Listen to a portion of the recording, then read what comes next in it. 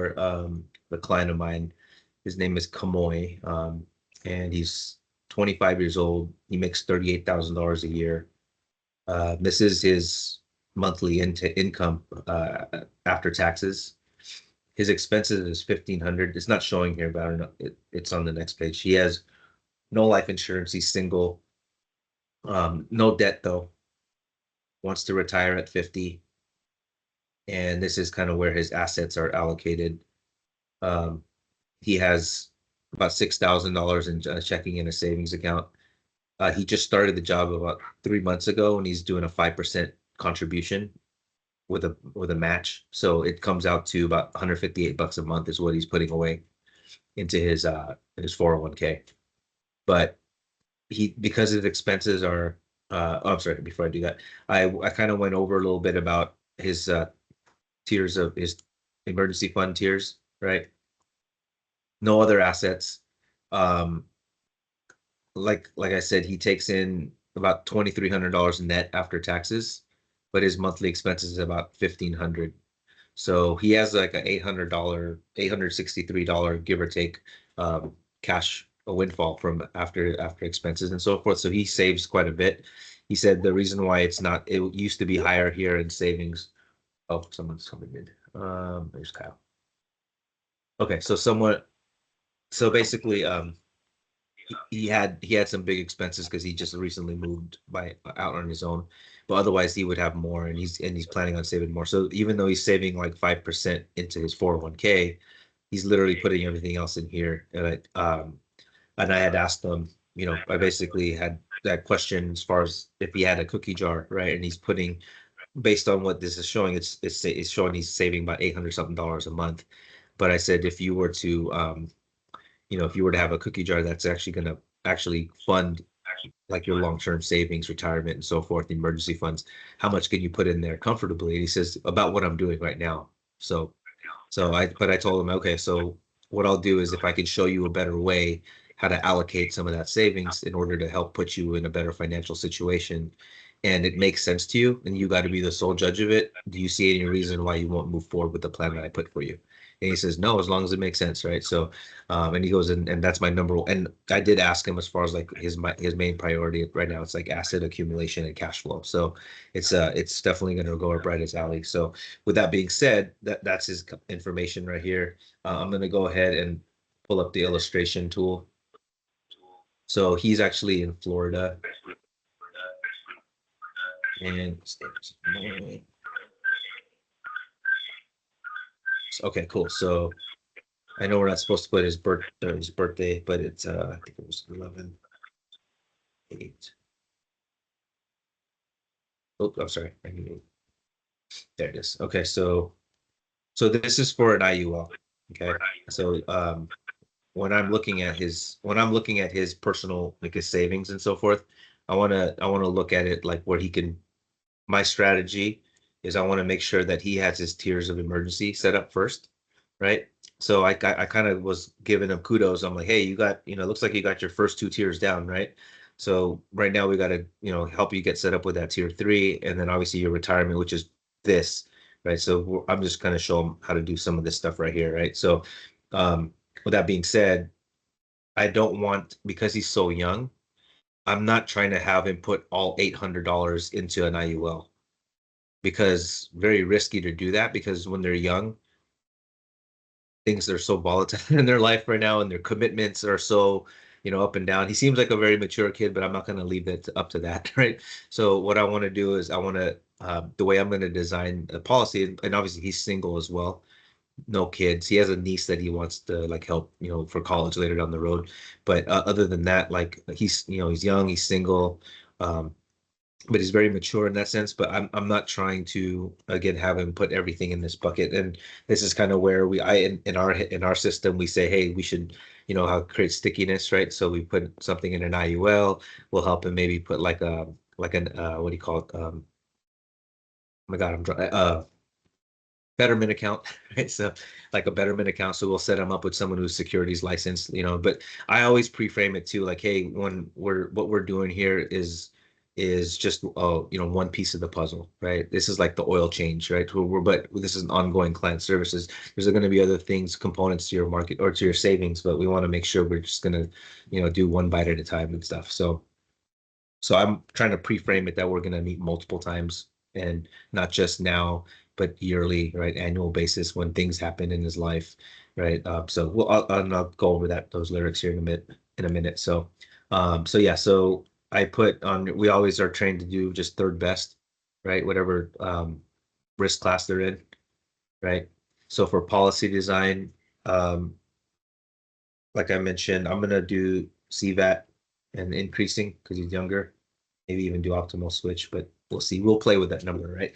But because he doesn't necessarily need a lot of insurance, and if you look at his dime is, do you guys know what dime is? Who doesn't? Yeah. Kyle, you know what dime is? No?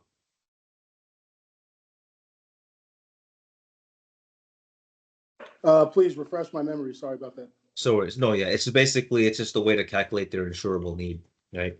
So he has no debt. His income, so D stands for debt, I stands for income. He makes 38,000 a year, but I rounded it up to 40. So if you do his income times 10, that would be 400,000, right? Okay. M is mortgage. So if he had a mortgage, you would want to pay that off with an insurance policy. And then education would be, or for it, like I'm just assuming now, I just tell my clients, look, if you're having a kid now, by the time they get to college age, it's probably going to be about 100,000 per child. So he said he has his niece that he wants to take care of, so he wants at least one education fund that he could help his niece with, right? So so I'll put that there. So when I look at that, yeah, it's like 500,000, right? But what I'm gonna do is I'm gonna look at say I'm gonna try 250,000 first. I like 250,000 because automatically it comes with Everest at that point, right? So that's typically the minimum, unless they're like have very little budget. I'll do like 100,000 and add Everest later, stuff like that, right? So I'm gonna look at what the target premium is until age 65, right? And then when it comes to index accounts, I always leave it at 100% global index, because it's going to get you the best of everything anyways. Sometimes I've seen people do like where they'll split it up, and we're always trained not to do that, right? So and then when it comes to like income and targeting, if you want to show people like what an income stream would look like at retirement, you could certainly do that here. I'm not going to do that at this point, but and then with writers, always want to include long-term care and critical illness. Right? Chronic doesn't, if you do long-term care, you can't do chronic at the same time with these policies. Okay, and I just leave it at preferred. So, and then when you look at the output design, he's a young male. I like to just change the image of the policy to kind of match the prospect, right? So I'll just say, professional with phone, right? So young professional. So once you do that, you just hit calculate. Okay. So again, I'm gonna play with it just to see what the numbers come back at, like target premium and like how much you could overfund and so forth, right? So target premium, there you go, 1689 is what the target premium is. But the way we always train in our office is we only want to show them like, Catherine, do you guys do 25% or 30% above target premium? 20? Yeah, so depend really like, what was that? 10 to 20. 10 to 20. Okay. Yeah, I like to do 20 just to be safe. If you can get more, by all means, especially since it's a small amount. But if you look at 1689.96, right, divided by 12, that's only $140 a month target, right? So if we do 20% above that, that's called 170, right? That's giving you that buffer so that in the event that they need to like maybe reduce their premiums, maybe they go through a hardship, you still have some flexibility so that they can reduce their premium and save. But meanwhile, while they can save, at least they're overfunding it, so they're protecting themselves from lapsing, in the future, right? So what I'll do is I'll show them, I'll save two different illustrations here, right? I'll save one with 169, or I'll just call it 170 a month. Okay, and then I'll do another one that shows max, the 7-pay premium. So I just show them side by side. But what'll happen is when I go back in here, I'm gonna go back into case design. Um, and then I'm gonna go back to policy design right here. So instead of target, I'm gonna change this to 170 a month. So now it's kind of, you're baking in the overfunding a little bit. Does that make sense, guys? Okay, cool. So that's all I'm changing. So when I hit calculate again, you'll see that the cash value obviously will go up as well, right? So I like to click here, which is non-guaranteed. I think Angelica was putting in one of these other ones, but I just go right to the 65 age. So you see that they put 81,000 into it, and that's the cash value, and that's their death benefit, right? So what I do is I'll save this number, right? And when I go back and illustrate it or show the appointment with my client, we are always trained. They pay attention at these two numbers, right? This is what you should fund it at, right? And this is what you'll get. But ultimately, too, right? You want to see what, this is like a Ferrari of an investment vehicle. Let's show you how to put some gas into it. If you were to put this into it, then you go back and show them that illustration as well. So you'll see how much it changes with the cash value of all it. Make sense, guys? Okay, so um, and so I'll save this for now. Um, Dennis, can I ask you a question? Just yes. because I'm genuinely curious. When you're presenting your illustrations to your client, I know this isn't the closing part yet, so maybe I should hold my question till that, huh? Uh-huh. Never mind. No, I'm go gonna ahead. hold Go ahead. I'm gonna hold it. Well, no, I'm just Now you're curious. making me curious now. So I. Oh my God. You're on a cliffhanger. But wait, there's more. No, I guess I'm curious because I'm slowly transitioning to presenting my own illustrations now, and everyone has like their way of how they show it, how they highlight it. Some people show the income of it. Some people show cash value, and then you do obviously. So for you personally, what are your methods that you do when you show them their illustration? So you'll see the presentation that I show my clients. Um, Basically, it's gonna show like the illustration how the policy works, like the house, right?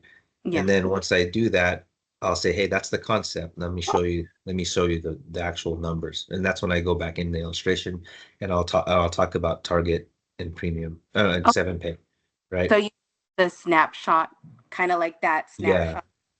right. As And then what I'll do too is see as I'm calculating this, right? Um, what was the cash value? There was like 187,000 or something like that. hmm So what I'll do is I'll take that number at 65. That was like 187,204, right? hmm So I'll go back into my into my, there you go. I'll just drag this over here so you can see what I'm talking about. I'll show them,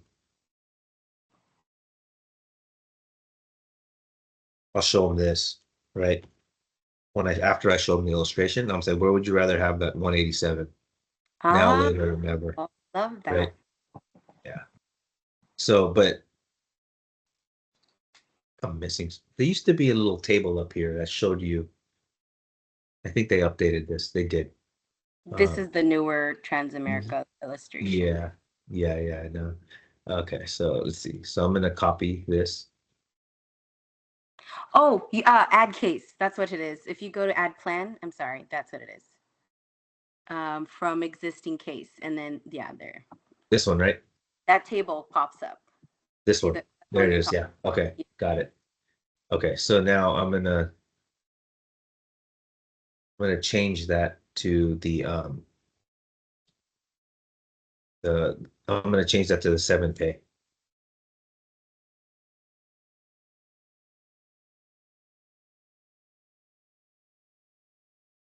So is it 12,650? Okay, so I'll go back in here.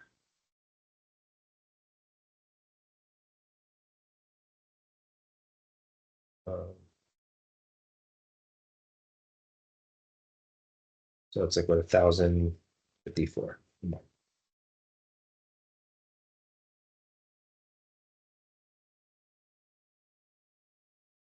So yeah, so I'll save that. So now you can see what that looks like. So at the same age as 65, yeah, it's 1.7 million, right? So I might even show this one on this page right here. But it depends. So basically, so once I have it saved, I'm gonna like check, right? Like, so look, it's does it make sense? Is it suitable? Obviously, yeah. Like if he's well, I'm gonna go with plan one. So, but basically, he has the room to put over $1,000 a month, right? But right now we're just asking for 170. Okay, so what I'm saying is, well, we can overfund as much as you want, but minimally put 170, which is still 20% above target premium, and and then at the end of the day, he'll have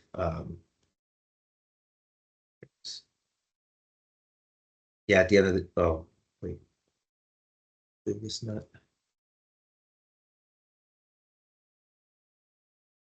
Oh, it's still on plan two. Anyways, let me fix this. Sorry.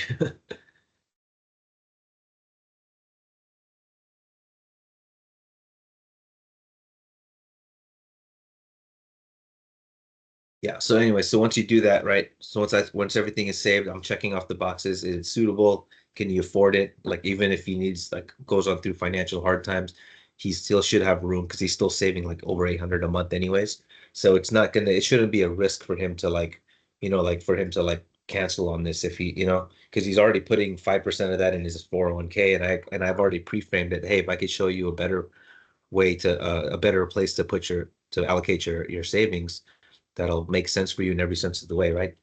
So I kind of pre-closed him for that, right? So anyways, so yeah, 170 a month, that's his cash value, 187, 204 at age 65. So I'll keep that, right? Everything looks good. Then give him the option that hey, there's a ability there to save even more, right? So when I go back, so that's the illustration part. Any questions on that? Just how I designed it and everything? I have a question real quick. Yeah. So if you put preferred and let's say their health is like they're very healthy, everything comes out clean, can they get preferred elite or does it just come like preferred? Yeah.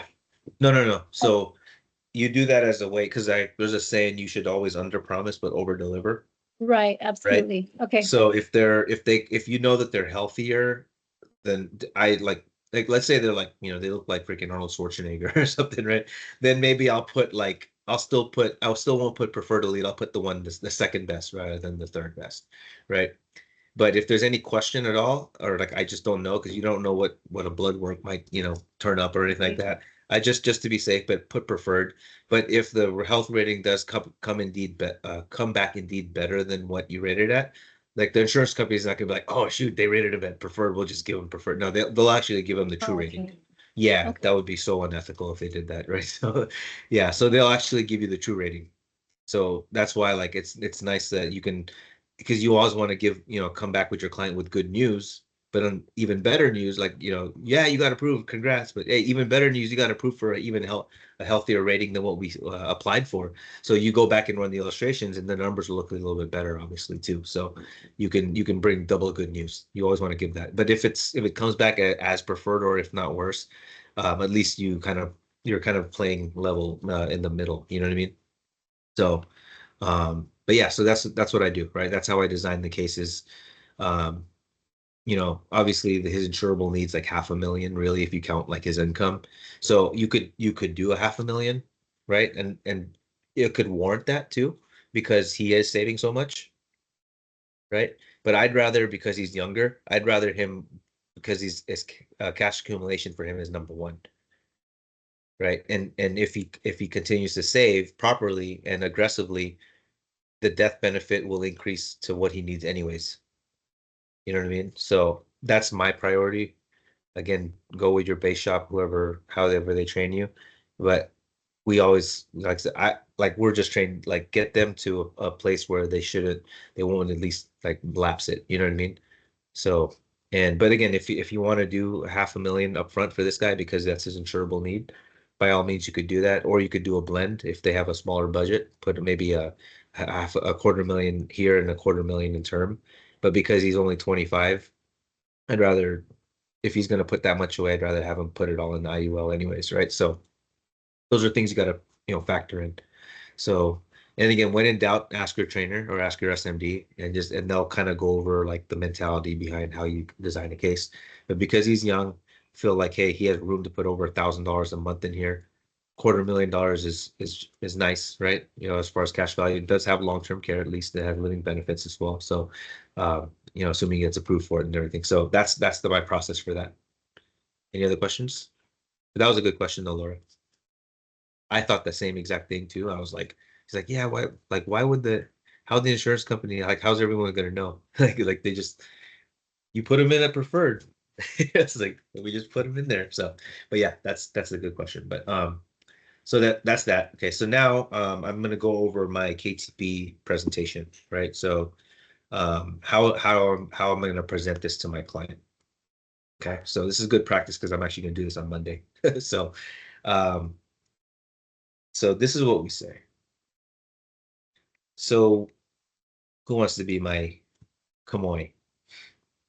All right, cool. All right, Catherine, Kai. So I am Kamoy. yeah, Kamoy. All right, I'm gonna change your name on here so I can read it out. But anyways, so Kai, you remember how we've been talking a lot over the last few meetings, about the importance of why you need to save money and stuff, right? Like, can you think of the reasons why you would need to save money? I mean, obviously we went over this, but just as a review, can you recall why you would need to save money? I want to not work forever. I Yeah, so want you want to retire, right? I want to stop working as soon as possible. I want to buy properties. I want to, you know, I want to pay off all my debt. And yeah, I just want to be able to travel the world and not have to think about anything. Yeah, absolutely, right. That's essentially why you need to save money. It's like you want to retire one day, if maybe like let's say emergencies happen, right? You want to definitely be secure for that. For your children or your nieces or nephews and all that stuff, you want to make sure that you leave them behind with something, right? So, but also on the flip side of that too, right? Whenever we talked about that, right? So emergency funds, and then life insurance. That's what it's like, leaving something behind for your loved ones. But also on the flip side of that, whenever you're saving, right, aren't there some primary concerns as well, right? What do Yeah, you think major concerns are with people whenever they're saving or investing their money? I don't want to lose my money. Yeah, yeah, you beat me right to it, right? But on the flip side of that too, you also want it to grow. You don't want it just sitting there, right? Hmm. And we also talk about taxation. That was a big topic that we discussed before, right? We all want to pay our fair share, but I've never seen anyone volunteer to pay a penny more than they're legally obligated, Yeah, right? don't lose my money. I don't care if you're left or right. No one wants to pay more than what they're legally obligated, right? So, and then lastly, look, if and when that emergency happens, you want to make sure your money's liquid, that you can have access to it, right? Mm. So what I'm going to show you here is kind of like an illustration of what I'm going to propose to you, right? So think of a house, right, Catherine? What is the purpose of a roof on your house? Um, to protect you from the outside. Yeah, the elements, right? Like the rain, the wind, the snow, and all that stuff, right? So let's just say, for example, in this illustration, the rain, or here, it represents the IRS, right? And your money was outside the house. You want to make sure you put your money inside the house, right? You don't want it to get wet, right? So whenever you put your money in here, it's going to mirror the S&P 500. You heard of the S&P 500 before? Mm, If you yeah. heard of like the Dow Jones or the Nasdaq, it's just an index for what measures money. Basically, S&P 500 represents the 500 most successful companies in America. So you name a company you probably heard of, it's probably in there. Your Apples and your Samsungs and Disneys and Walmarts and all that stuff, right? So basically, just like in any house, right? You have a floor, but you also have a ceiling, right? Like your floor, you can't go below it, right? Unless you're living on the second story, but that's besides the point, right? So, but you can't go below your floor, right? Never Just stick second with me. floor. So Okay. here in this floor, it's 0.75%, right? But on the flip side of that, we also have a ceiling, like you can't go above your ceiling, right? So here the ceiling is 13%. Okay, so let's just say the market performs at 8%, you're going to get 8%. Or if it's at 10%, you're going to get 10%. But let's just say hypothetically the market goes down negative 30%. What do you get here? Negative 30%. Yeah, no. So remember that we talked about the floor? Oh yeah, you're right. Yeah, so that floor protects you from that negative 30%. So your guaranteed floor is 0.75%, Wow. right? So, but on the flip side of that, let's say the market shoots up 30%.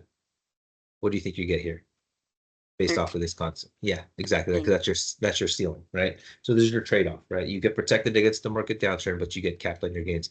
But what we've seen over the last 25 years here is that this particular illustration I'm showing you has been getting about an 8.95% rate of return over the last 25 years, right? So it's well within the floor and the ceiling, right?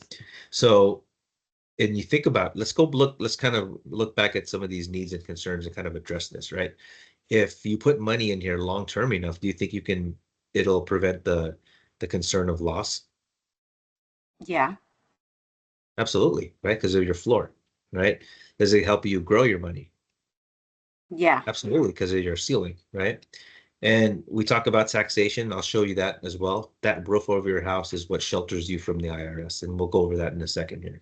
And we talk about liquidity, right? Because what happens is if depending on how much you fund this policy, you can actually have access to a portion of it in as little as a year, tax-free and penalty-free.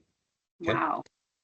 And again, if you're putting it long enough, you could certainly save for retirement or even for your children if you're, when they're newborns. And then lastly, because it has that liquidity feature, you can actually use it as some sort of a midterm emergency fund as well. Okay. But the last one down there, you're like, what does life insurance have to do with it? Well, remember we talked about that Internal Revenue Code 7702-A? Yeah. Well, that's a tax code that basically states that any money that's tied up inside of a life insurance policy is not actually considered an asset. It's unreportable and undisclosable to the IRS. Wow. Yeah. So we like loosely call it LIRPs, right? Life insurance retirement plans. Okay. So you understand the concept here? Mm-hmm. Okay. So what I'm going to show you now is basically um, the actual numbers, right? Okay. So think about like, for example, hang on a second, let me pull this up here. So what I'm designing for you, because you remember how we talked about now that you know it's an insurance policy, you're like, well, how much do I need, right? So based on your dime, it says your insurable needs probably about $250,000, give or take, maybe a little bit more, right? Um, but your number one concern was cash accumulation, right? You want to make sure that you properly set yourself up for retirement, right? So what I'm designing here, I know you said you had a cookie jar of like $800 that you wanted to put away, but what I'm going to do is I'm going to show you something a little bit more conservative, but that'll give you the flexibility to do that if and when you want that, okay? So let's say, for example, and the way we're designing this is you're only going to put $170 a month here, right? But I want you to pay attention to two numbers. So this number here is 1689, this 170 a month, but also want you to look at this $12,650. Okay, that's the maximum amount that you could put into this policy every year. Okay. So what I'm going to show you though is just at 170 a month. If you continually do this until you're age 65, which is retirement age, you would have put in $81,000. And let me zoom in a little bit. You would have put in $81,000 into this policy, and it would grow to 187,000 tax-free penalty free, right? And then if you add in your $250,000 death benefit, if something were to happen to you, right, you would have $437,204. Okay, so this is the thing. Like, I don't know if you like sports or not, right? We talked about this a little bit before, but just like in anything, there's an offensive and a defensive strategy to anything, right? The defensive strategy is clear, right? It's basically, a life insurance policy. If something happens to you, you're going to get this. But the beauty of this particular policy is we're going to apply for another feature in here called living benefits and long-term care. So what that essentially means is if you can't perform any 2 out of the 6 activities of daily living, meaning you can't bathe yourself, feed yourself, dress yourself, get in and out of a car yourself, or use a toilet by yourself, or let's just say, God forbid, you develop some sort of mental disability like Alzheimer's or dementia or something, right? You can actually utilize your death benefit plus the cash value to pay for your care while you're still alive. What? So yeah, so again, there's only going to be 3 outcomes in life, or I mean, you can either die too soon, or you can live too long, and you'll get really high medical expenses and so forth, right? So Yeah. the defensive strategy is here is it'll cover you regardless of what scenario happens. Does that make sense? Mm-hmm. Now the offensive strategy is this, right? Let's say you live that third option, you live a long and healthy life. You've now accumulated $187,000 of tax-free income that you could use for retirement to help you supplement your retirement, right? That's more than what I make now. Yeah, right. So again, we definitely want, and again, this you can use it for that, right? For all those purposes. But remember, this is, I would consider this like, for example, like a Lamborghini of investment vehicles because of the strategy that it has, right? So I want you to look at this second number here, right? This 12,650. If you were to actually fund this at this every single year, which means you're maximally saving in this, I'll show you what this could do for you. Okay.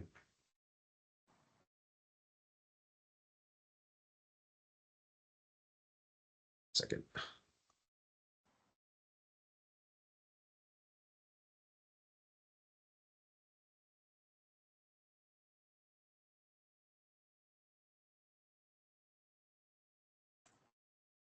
Okay, so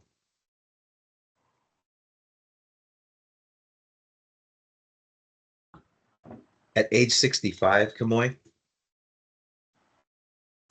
basically you would have accumulated $1.7 million of tax-free retirement supplement, right? That's all mine?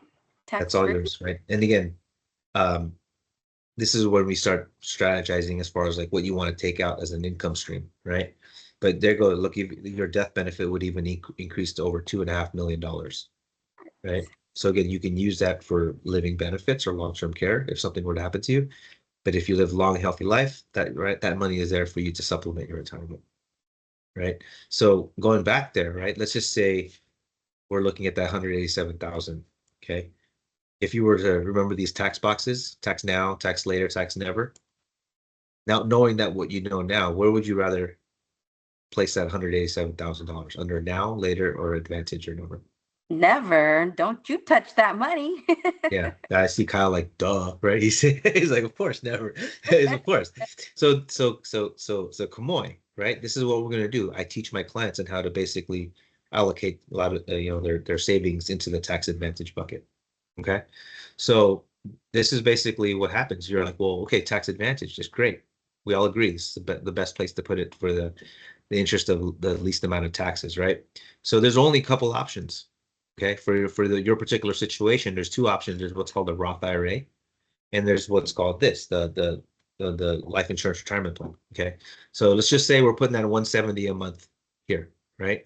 And you do that over the course of 12 months. Now you're putting about $2,000 a month or a year into here. Obviously, you're gonna participate in the gains in the market, right? But you're also going to participate in the losses of the market because because it is invested in the stock market. You also will pay fees, right? If nothing is free. But if something happens to you, your family would just get the cash value that's in there, right? So under this same identical situation, let's say you're doing the same $172 a month over the course of 12 months. That's $2,000. You do get the gains, but you notice how you don't participate in any losses because of your Yeah. floor, right? You do pay cost of insurance. Again, nothing is free. But by the way, those illustrations already factored that into it. So that's already net of fees. Okay. But what's nice about that is there's a typo. I had updates, but now you get a $250,000 death benefit associated with it. That could be used as well as a death benefit, as well as for living benefits or long-term care. So just looking at these two side by side, Kamoy, what do you think gives you the most bang for your buck? The LERP. Yeah, absolutely. So all we got to do now there's a catch, right? Everyone says like, wow, this guy sounds like it's too good to be true. And actually is. There is a catch because it is a life insurance policy. You do have to get approved, right? So your health matters, right? So what we need to do is we need to go out and just basically fill out the application to see if we can get you approved. Is that fair? Yeah. Okay, cool. So again, now is where I start gathering some more information, about more. This is where we start putting in your social, your address, your work, and all that stuff. So once we do that, basically this is the process, right? We're gonna go ahead and fill out the application, and then you might get three phone calls. One might be from my assistant Eleanor, if she has any additional questions that she needs from you to clarify on the application. You might get that. The second might be from the carrier themselves if they have again additional questions, or the third, if indeed they need to schedule a medical exam, they can do it at the privacy of your own home. A registered nurse will call you to schedule that. So you need to fast and they'll collect blood and urine samples and so forth, right? But once that's done, basically it goes through the underwriting process, and by no later than 6 to 8 weeks, you should find out to see if you're approved or not. Okay. And we're not going to collect any funds up front here. We just want to make sure you're approved first. Okay. And so no harm, no foul, right? Now, I will make you 3 promises, right? One is that, look, as your agent, I consider this as part of ongoing client services. Like I said, this is step 1 of properly building you a proper financial foundation. So I want to make sure that we sit down at least annually, because I know life happens, right? You might get a new job, you might get married, have kids, who knows, right? Maybe you lose a job. Hopefully that's not the case. Or you decide you want to make a major purchase, right? I want to make sure that you involve me in that, so I know that everything that we set up for you here today is still in alignment with your current situation. Make sense? Yeah. Okay. And the second thing is, yeah, so if there's going to be people out there who might say they have something a little bit better than what we have offered for you today, but I'm so confident in that I was able to do enough research before we had this meeting. I was able to look across those 85 or so other companies that provide solutions similar to this, and this is the one I feel confident the most, that gives you the best, cash accumulation and all that stuff, and the coverage you need. So if someone ever says that, hey, they have something that's better than this, by all means, let me know. Because what I want to do is take a look at it, and my integrity is, look, if it truly is better, I'll help you sign the transfer paperwork, Okay. right? But if not, I want to be upfront with you too and let you know, hey, like there's some goods, bad stuff like that right here, but I'm very confident that this will help you. Okay. Okay. So other than that, if any questions, we're just gonna start filling out the application.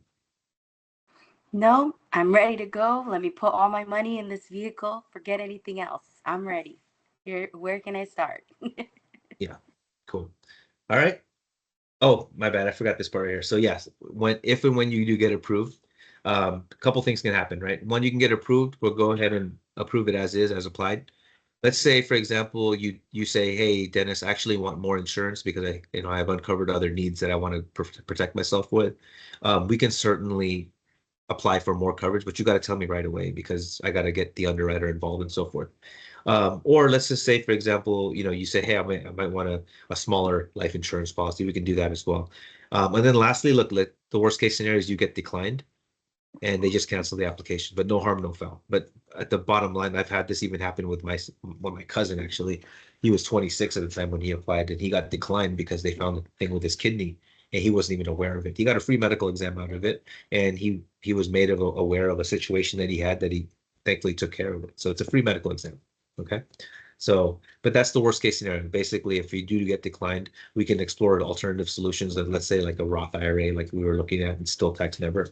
But we can certainly work with that. Okay. Okay. Cool. Thank you, Dennis. I appreciate you.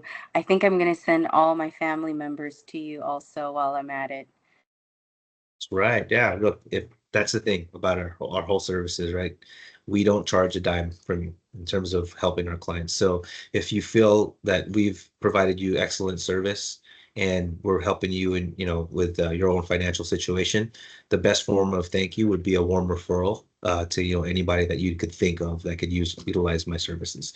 And if that's the case, I'll show you, we can set up another meeting too, and I can show you how to introduce me so it sets up the proper meeting. Is that fair? Yes. Thank you so much. Awesome. This is so important. I learned so much. There we go. Cool. Thanks, Dennis.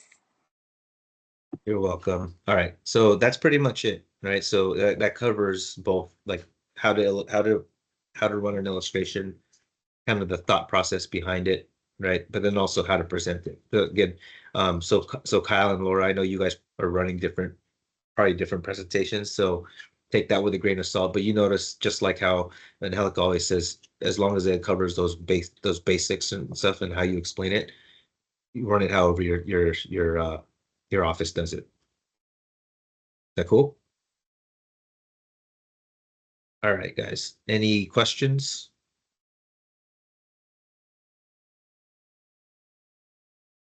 I had a quick question. Sure.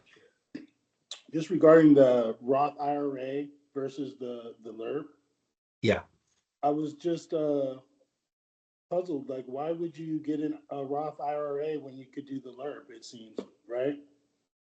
So this is what's called the Benjamin Franklin close. You know, and they when you're trying to make a decision, you say all the pros and cons of two things, right? Right. Right. And then you make a decision based on which has more pros. Okay. So this is what we do to illustrate. Yeah, it's a no-brainer, right? Right. But once, Right. but the psychology behind that is one, they could see it. It's like literally right there. Right. But the second thing about that too is like, look, worst case scenario, you know, I mean, like you just say like, yeah, it sounds like it's too good to be true, and it is. And now you pop their bubble a little bit, and so like you got to qualify. Right. So when you tell them that you got to qualify, they're like, "So I want to qualify," right? So it makes Yeah. now I'm buying you. I'm buying it now. I'm not selling. You're Right. not selling me nothing. I'm buying it Right. now because you're telling me I can't qualify. Sure, I'm gonna qualify. You know what I Right. mean? I'm eating Right. I see. freaking like collard green. You know what I mean? I'm eating Right. my green juice and my wheatgrass, lemongrass, all that stuff. I'm getting healthy. You know what I mean? I want to qualify for this thing, right? I'm lifting weights. You can't see my spare tire down here. Yeah, I'm Yeah. there. Yeah. Yeah. So. But yeah, so at that point now they're buying it and you're not selling it anymore. So Right. that's what we call it, the Benjamin Franklin close, Right. right? So But you brought up a good point, Kyle. That's why it's a good thing you're in this business because you believe in what we do. Right? Once Learning you for sure. I report, you're do like, believe in oh, it. what I Yeah. didn't know this whole Right. yeah, time. when I was Right. doing that, even though you were on mute, I saw your face. You're like, why not? I was like, Right. that's literally the reaction we get when we show this. So, but yeah, I forgot to customize it. But normally I'll customize it to the illustration I ran. I was running $100,000 death benefit illustration for someone else, and it was close enough, 170 whatever. But I didn't change it. My bad. But you get the idea, right? Right. So, but yeah, So you great do job, that dude. for all your clients. You update it. Yeah, Has it I ever just happened where you run out of time and like, it's like no. Well, you're I do this before the fine. meeting. I'll do it all before the meeting because presumably I ran the illustration, and then after the illustration, I'll go back in here and change it. Then I'll show the presentation, right? So, but I just didn't change it. I figured I was just training appointment. I don't need to change anything, but I should have. I also like how you guys, because we don't normally do the different tax bucket, putting it in the tax bucket. What would you rather put that money into? I'm gonna snapshot that. Thank you. That's from Mark Chutar. Yeah. Anyways, you guys got it. You guys feel Got it. confident, so you can use this as a template and record your own. Yeah. One day for sure. Cool, man. Whose space shop are you from, Kyle?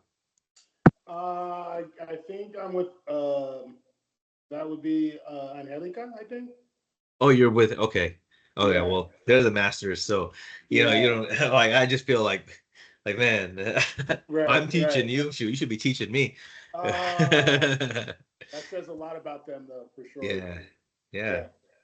they're the masters, right? So, but yeah. Anyways, let me know if you guys need anything. We're on that group text now, so if there's anything you need clarification on or anything like that, we can. I don't mind, hopping on another quick call and stuff, helping you guys. Okay. Cool. I think Laura's on the, but you're good, Laura. Yes, thank you. I appreciate Okay. it. And let me know when you have the recordings, like, because I'm gonna have to like detail write down it all the little steps. Exactly. Yeah. I'm gonna, as soon as I stop here, it's gonna send the recording. I'll put it on a YouTube like unlisted link so you guys can watch it whenever. Awesome. But yeah, so then just record. I've already just record, break it up into 2 or 3 recordings, right? One for each one of the pieces of homework. I think it felt like that last one was like those last 2 were one recording. Because it says record you closing it. So I don't know. Sounds like the same thing, but anyways, let me know if you need any help with that though. But I'll send out the link to you as soon as it's available. All right, guys. Thank you. Thank you. Bye.